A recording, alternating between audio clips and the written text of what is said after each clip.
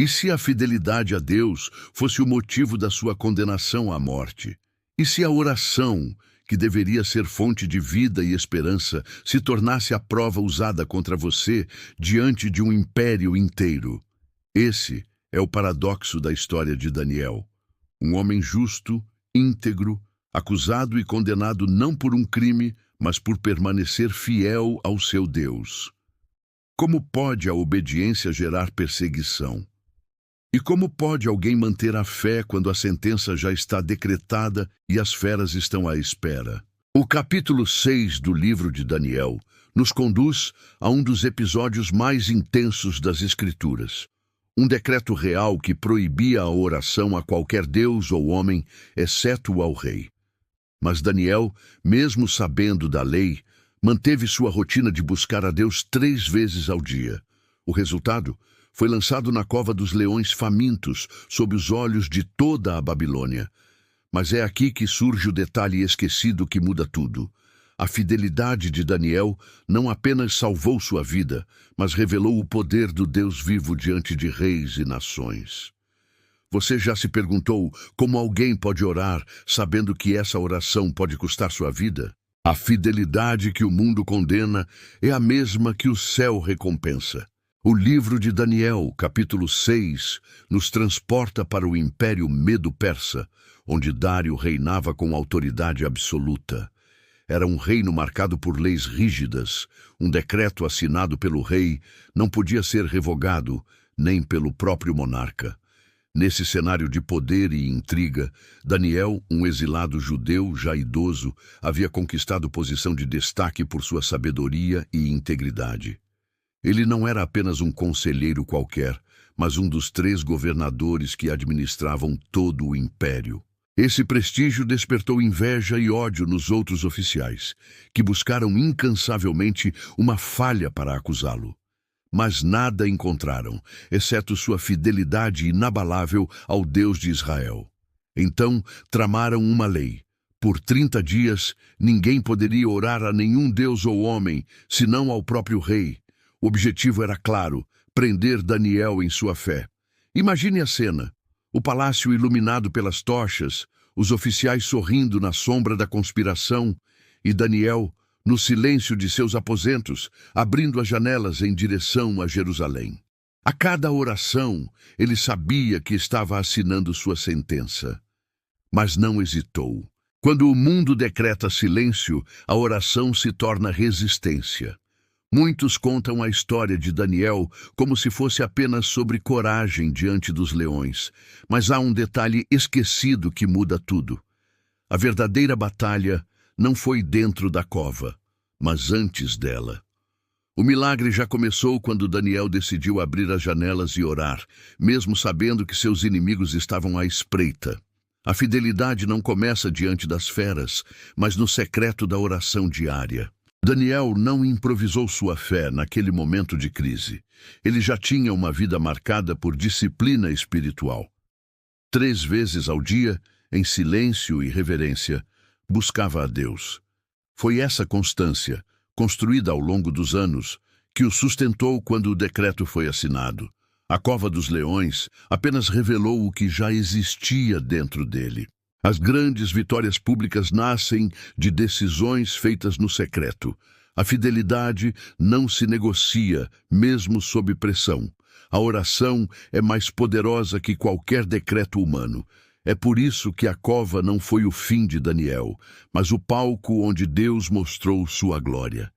Quem vence no secreto não teme as covas da vida. Uma objeção comum é esta: se Deus realmente é poderoso e fiel, por que não impediu que Daniel fosse lançado na cova?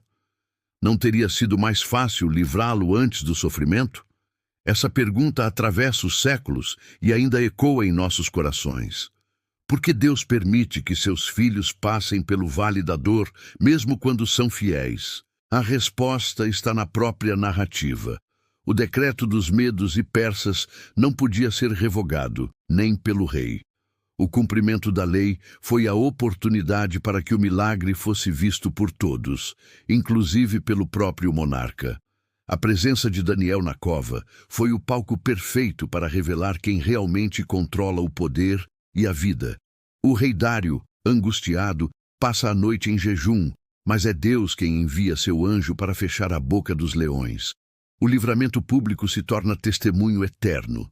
No final, o rei proclama a todos os povos que o Deus de Daniel é o Deus vivo, que permanece para sempre. Deus não livra seus servos da cova, mas dentro dela.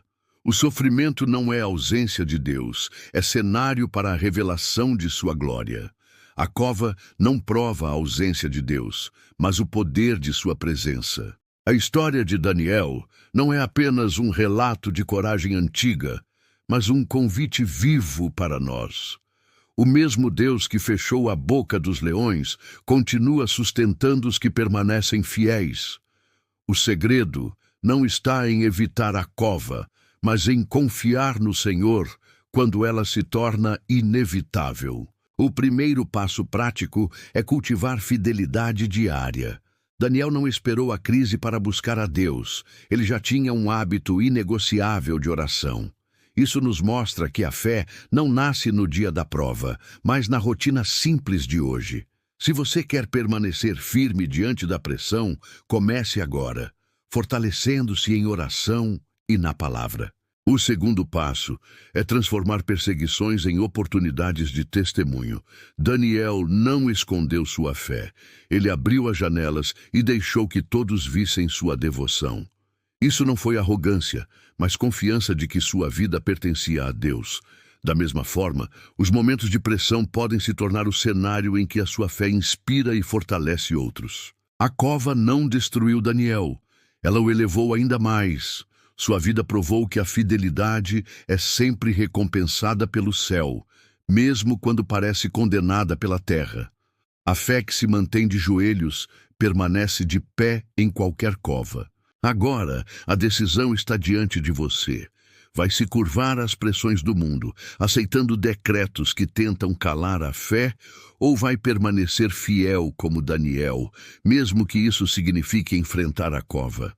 A escolha nunca é fácil, mas é nesse ponto que o céu se manifesta em favor daqueles que não negociam sua fidelidade. Se essa é a sua escolha, declare com fé: eu permanecerei fiel. Essas palavras serão como uma declaração pública da sua fé, um testemunho de que você prefere confiar em Deus do que ceder ao medo. E se esta mensagem fortaleceu sua esperança, inscreva-se e ative o sino.